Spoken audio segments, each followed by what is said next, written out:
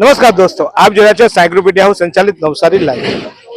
નવસારીના મિર્જાપુર ગામે ગ્રામજનો અને અહીંયા રેતી લીઝ ધારકો વચ્ચે એ જે વાહનો છે એ વાહનો ભારે વાહનો છે અને એમાં ઓવરલોડ હોવાના મુદ્દે અહીંયા ઇસ્યુ થયો હતો. તાત્કાલિક આ ટ્રકો અટકાવવામાં આવી હતી અને આ જે ટ્રકો અટકાવવામાં આવી હતી ત્યારે આ ટ્રકોમાં આપ જોઈ રહ્યા છો તે રીતે કે અહીંયા પોલીસ આવી ગઈ હતી. પોલીસે આ ટ્રકો ઓવરલોડ હોવાની વાતો જ્યારે સ્થાનિકોએ કરી ત્યારે એ ટ્રકોને રોકવાનો અને આ ટ્રકો કેમ અહીંયા રોકવામાં આવી એના ઇસ્યુ થયો હતો. અહીંયા લીઝ ધારક પણ આવ્યા હતા. લીઝ ધારક પોતાની ટ્રકો લીઝ ધારકે પોલીસને બોલાવી હતી કે અમારી ટ્રકો ખોટી રીતે અટકાવવામાં આવી છે. ત્યારે અહીંયા આજે ટ્રકો અટકાવવામાં આવી હતી અને ખાસ કરીને અહીંયા કહેવાય છે કે આ ટ્રકો બધી ઓવરલોડ છે. સાથે સાથે વિવાદિત જગ્યા કે જે વિવાદિત જગ્યા છે તવડી ગામની વિવાદિત જગ્યા છે ત્યાં આનું ખોદકામ થતું હતું અને એને કારણે અહીંયા આ ઘર્ષણ ઊભું થયું હતું. ઘર્ષણને પરિણામે અહીંયા કેટલાક લોકો આવ્યા હતા અને આવીને આ તમામ જે બાબતો છે એ બાબતો એ તપાસ કરવાની હતી. જ્યારે તાત્કાલિક પોલીસે આ ગાડીઓ અહીંયાથી હટાવી લઈ અહીંયાથી આ ગાડીઓને પોલીસ સ્ટેશન લઈ ગયા હતા. ત્યારે આ ટ્રકો અંગે કેમ હટકાવી પડી હતી અને ટ્રકો માટે શું બાબત હતી તે જાણવાનો પ્રયાસ આપણે કરીશું, કારણ કે એ તવડી ગામના લોકો પણ અહીંયા ઉપસ્થિત છે. સાગરભાઈ, કયા કારણોસર અહીંયા ટ્રકો આપણે અટકાવી હતી, શું વિધિ હતી, શું પ્રોસેસ થઈ હતી? ભાઈ સર, અમને એવી જાણ થઈ છે કે આ ટ્રકો બધી ઓવરલોડ જાય છે, એટલા માટે અમે ખાલી એમને રોયલ્ટી પૂછી અને એ લોકોને કીધું કે તમે વજન ટ્રકનો જે બી કંઈ રેતીનું વજન છે એ કરી દો, તો એ લોકો ના પાડતા છે આવી રીતના એમ. આ જે ટ્રકો જ્યાંથી નીકળે છે એ જગ્યા પણ વિવાદિત છે. એ જગ્યાનો શું ઇસ્યુ છે અને આ ટ્રકો એ લોકો ખરેખર તમને એવું લાગે છે આમાં સામાન્ય નાગરિક તરીકે કે જેટલી રોયલ્ટી મળી એટલું ખોદે છે કે એના કરતાં વધારે ખોદા છે? અમને તો એવું લાગે છે કે એના કરતાં વધારે ખોદે છે અને જે જમીનમાં ખોદે છે ને એ તવડી સહકારી ખેતી સામુદાયિક મંડળીની જગ્યા છે, બરાબર છે. એ જગ્યા અમે 1980માં લીધેલી અને રજિસ્ટર દસ્તાવેજથી અમે માલિક છે, બરાબર છે. પણ એમાં મૂળ માલિકોનો થોડો ઇસ્યુ છે, તો અમારી શું કહે કે જીઆરટીમાં મેટર પેન્ડિંગ છે. તો અમારી રિક્વેસ્ટ એ જ છે ખાણ ખનીજને, કલેક્ટર સાહેબને કે બધા લાઈક ઓથોરિટીઝને કે જ્યાં સુધી અમારો કોર્ટનો નિર્ણય નહીં આવે ત્યાં સુધી આ યથાસ્થિતિ જળવાય, આમ ત્યાં પરમિશન નહીં આપો તમે, એમ અમારી એ જ રિક્વેસ્ટ છે અમારી. અત્યારે નવા કલેક્ટર આવે છે મનીષ ગુરવાનીજી, આપ એમને મળ્યા ખરા આ બાબતે કે?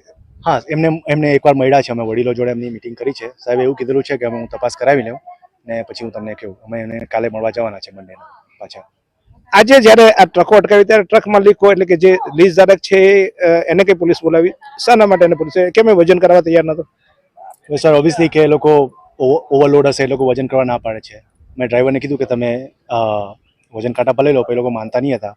જ્યાં સુધી એ લોકોનો ઓનર નહીં આવ્યો ત્યાં સુધી એ લોકોએ ગાડી મૂવ નહીં કરી. પણ એ લોકોનો ઓનર આવ્યા ને પછી આવી રીતના પોલીસને બોલાવીને આવી રીતના ગમે તેમ વાત કરવા લાગ્યા. એ લોકો ગમે તેમ કહેવા છે ના છે, એવું કંઈ હકીકતમાં એવું કંઈ કર્યું નથી. અમે સિમ્પલ રોયલ્ટી માગી કે રોયલ્ટી માગવાનો બધાનો અધિકાર છે સામાન્ય નાગરિકનો, બરાબર છે. તમે સરકારી રસ્તો યુઝ કરો તો એ બધાનો હક છે માગવાનો.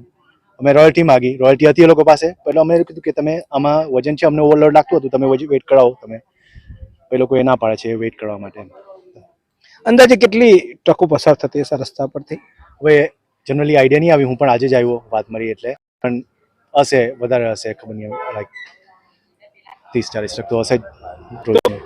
આ મિર્જાપુર ગામથી આ રસ્તાઓ પસાર થાય છે. આમ તો આ તવડી ગામમાંથી માટી કાઢતી હોવાનો એટલે કે તવડી ગામની જે મંડળી છે એ મંડળી જે બોદાલી એકચ્યુઅલી મંડળી છે, આ મંડળીમાંથી જે મંડળીની જમીન છે એમાંથી આ લીઝ આધારે માટી કાઢે છે.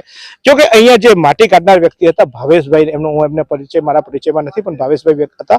મેં એમનો પણ સંપર્ક કરવાની કોશિશ કરી, કારણ કે અમે બંને પક્ષી લેતા હોય છે. ત્યારે ભાવેશભાઈએ આ મામલે કંઈ બોલવાની ના પાડી અને કહ્યું કે આવો આપણે જે હોય તે વાત કરી લઈશું, મારે શું વાત કરવાની હોય, કારણ કે તમારો જે પક્ષ હતો તમારે રજૂ કરવો જોઈએ. મારે એમાં કોઈ પડદા પાછળની વાત કરવાની રહેતી નથી. પ્રજાની જે વાત છે, પ્રજાની જે માંગણી છે એ માંગણીનો ચોક્કસ તમે જો કોન્ટ્રાક્ટર હો અથવા લીઝ ધારક હોય તો તમારે જાહેરમાં જવાબ આપવો જોઈએ. વાત કરવાથી આ જવાબો એટલે શંકા પ્રેરે એવો વર્તન કરવાની કોશિશ કરવામાં આવી, કારણ કે મારે શું કરવા એમની સાથે વાત કરવાની જરૂર હોય. જે હોય તો જાહેરમાં મારે પૂછવું, એમને જવાબ આપવો જોઈતો હતો. પણ એ વાત કરવાનો અર્થ એટલા માટે કે કદાચ એમને મને કોઈ ઓફર કરવાની ઈચ્છા હોય અથવા તો કદાચ મને મારા પરિચયમાં એ નહીં હોય કે આ ભાઈ ખાતો નથી, એ કદાચ એમને ખ્યાલ નહીં હોય. પણ ચોક્કસ ભાવેશભાઈ, આપનો પણ જે પક્ષ હોય તે તમે ગમે ત્યારે, આજે નહીં પણ ગમે ત્યારે આપ રજૂ કરવા માંગતા હો તો રજૂ કરો. પણ અહીંયા આવનારા પોલીસ અધિકારીઓનું વર્તન પણ થોડુંક એક તરફી લાગ્યું, કારણ કે પોલીસ અધિકારીઓ એવું કહેતા હતા કે તમને કોઈ અધિકાર નથી, અમારો પણ અધિકાર નથી, પોલીસનો પણ અધિકાર નથી કે આ ટ્રકને રોકવાનો. તો પોલીસનો અધિકાર છે. જે પોલીસ કર્મી આવે છે આ વિડીયોમાં દેખાય છે, જો આ પોલીસ કર્મીઓ છે, આ પોલીસ કર્મીઓ એવું કહેતા હતા કે આ ટ્રક રોકવાનો અથવા ટ્રકને પૂછવાનો અમારો પણ અધિકાર નથી, પોલીસનો અધિકાર નથી. એવું મેં પહેલી વાર જાણ્યું. આમ તો પોલીસને જ્યાં અધિકાર નથી ત્યાં બી પોલીસ ઘૂસણખોરી કરતી હોય છે. તો સાહેબ, આ તો તમારો અધિકાર છે, તમારો સામાન્ય નાગરિકનો અધિકાર છે. અહીંયાથી પસાર થતા વાહનના જો ઓવરલોડ હોય અને એના કારણે અકસ્માત થાય તો અટકાવો એ જાગૃત નાગરિકની દરેકની ફરજ છે. એ પછી આ ભાઈ સાગરભાઈ હોય, હું હોઉં, તમે હોવ, અથવા તો એક સામાન્ય બાળક પણ હોય, દરેકનો જ્યારે કોઈ પણ વ્યક્તિ જ્યારે કોઈ પણ વસ્તુ હોય એમને શંકા લાગે કે આ ગેરકાયદેસર છે તો એ અટકાવી શકે છે, પોલીસને બોલાવી શકે છે, અથવા તો જે તે તંત્રને બોલાવવાનું હોય તે પોલીસને જાણ કરી પોલીસ જે તે તંત્રને બોલાવી શકતું હોય છે, તપાસ કરતું હોય છે. સાચું હોય તો ચોક્કસ એને છોડી દેવામાં આવતા હોય છે, અને જો એક કસૂરવાર હોય તો એને સજા કરવાની જવાબદારી પણ પોલીસ અથવા તો જે તે સરકારી અધિકારીની કર્મચારીની છે.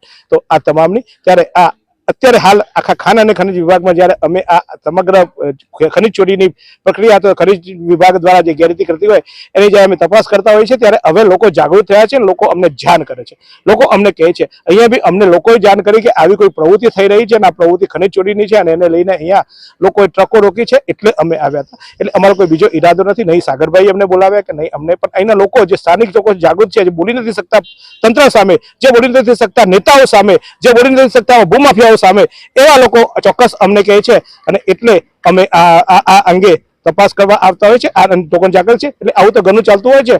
ચોક્કસ આ રીતે અહીંયા આપ જોઈ રહ્યા છો તો એક પોલીસની ગાડી ગઈ તો આપ જોઈ રહ્યા છો પોલીસની બીજી ગાડી પણ અહીંયા આવી ગઈ છે. એટલે મીન્સ કે અહીંયા કંઈક ચોક્કસ કંઈક ના કંઈક રંધાયું છે, એ તો હકીકત છે અને એ અંગે ચોક્કસ અહીંયા આ પોલીસ આવી છે. શું તપાસ થશે, શું થશે જાણતું, પરંતુ જિલ્લામાં ખુલ્લેઆમ ખનિજ ચોરી થઈ અને ખનિજ ચોરીની પ્રક્રિયાઓને અહીંયા જે છે ત્યારે લોકો જાગૃત બન્યા છે, લોકો આ અંગે કાર્યવાહી પણ કરી રહ્યા છે. તો જોતા રહો આ જ રીતે નવસારી લાઈવ.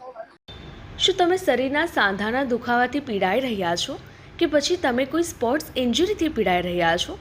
લકવાની બીમારી બાદની પીડા સહન કરી રહ્યા છો? શું તમને સ્પાઇનલ પ્રોબ્લેમ છે?